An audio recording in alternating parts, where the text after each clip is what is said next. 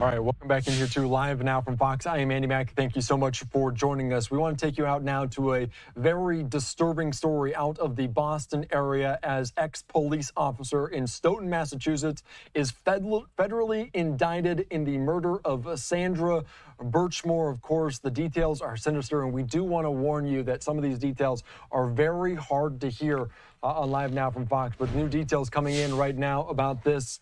The Sandra Birchmore, as a former police detective, federally indicted, accused of killing her and then staging her apartment to make it appear that she had committed suicide. Matthew Farwell of Northeastern, accused of having a sexual relationship with Birchmore for several years, including before she was 16 years old, and then killing her sometime after she told him she was pregnant with his child. Federal prosecutors say she did so to prevent her from revealing their relationship and his alleged crimes tied to it. So very, very disturbing, to say the least. Let's bring in right now criminal defense attorney, friend of the program, Matt Timpanek. Thank you so much for joining us here on Live Now from Fox. That is very difficult to hear. What exactly are the charges that Farwell is being indicted for here on this federal case?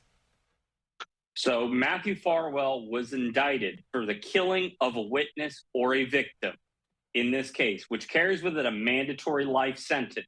What happened here is Sandra Birchmore was impregnated by Matthew Farwell, and Farwell believed that she was going to disclose the prior sexual abuse, which was against the laws of Massachusetts because statutory rape is the age of consent is 16 or more.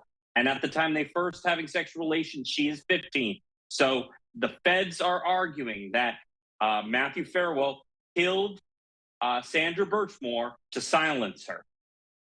Yeah, that is just very disturbing in its just entirety about this. And of course, it was at first ruled a suicide as well. The family of Sandra Birchmore hired a pathologist to look into the death and determined it was a homicide. Can you get into maybe that detail as well? How much does that, what do we make of that?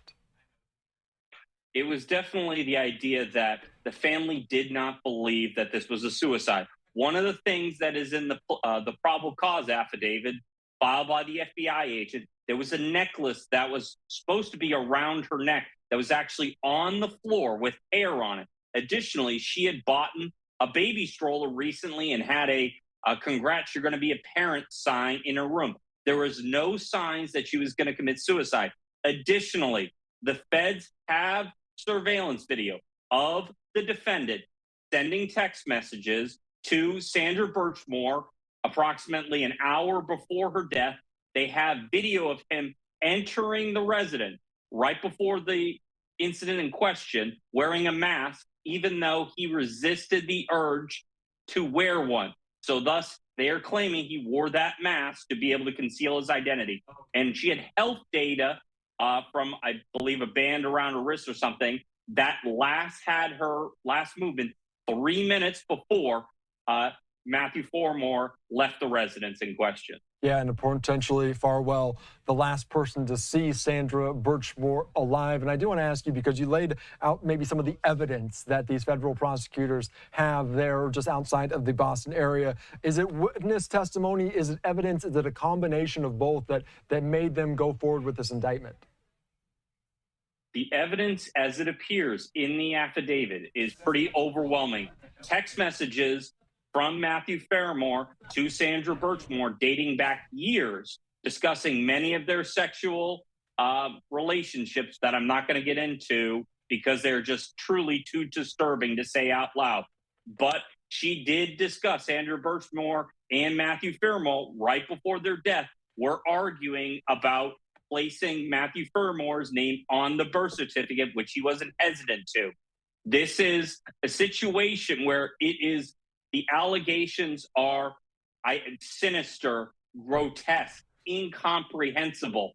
And it's definitely one where the death penalty is on the table, given that a witness was killed. Yeah, I do want to ask you about that because Farwell, certainly an ex-police officer as well, and certainly that kind of dives into it a little bit. But let's get into the age factor and maybe how the relationship potentially started when she was 15. How does that differ in Massachusetts versus other states? in the Commonwealth of Massachusetts, the age of consent is 16 years of age. At the time this alleged sexual relationship began, Sandra Birchmore was 15. And as such, that is statutory rape in the Commonwealth of Massachusetts. That sexual relationship allegedly continued until Sandra Birchmore was an adult and up until her death. All right, let's get into the sentencing because you mentioned the death penalty, but if convicted, the indictment charges Farwell with the killing. They said in this indictment, they said with malice aforethought, willful, deliberately, maliciously, and premeditation. You mentioned the death penalty. Is that on the table, and maybe why do you think so? Absolutely. This allegation is this police officer, at the time he was a police officer, went into the residence under false pretenses of wanting to provide hugs to Sandra Birchmore, allegedly then takes a strap from a duffel bag and strangles her to death, and then stages her body in a way to make it look like it was a suicide. In cases where a witness is killed, that makes the charge death penalty eligible. And another caveat, in the Commonwealth of Massachusetts, the death penalty is not legal. So if there were to be any kind of death sentence, it would not occur in the Commonwealth of Massachusetts. All right, that is very, very interesting. I do have to ask you because, of course, this is still very early stages, very preliminary as the indictment just came down, but I'd imagine seating a jury might be very difficult for this case as the jury will hear some very difficult details. Is that a consideration at all from both sides? I don't think it is.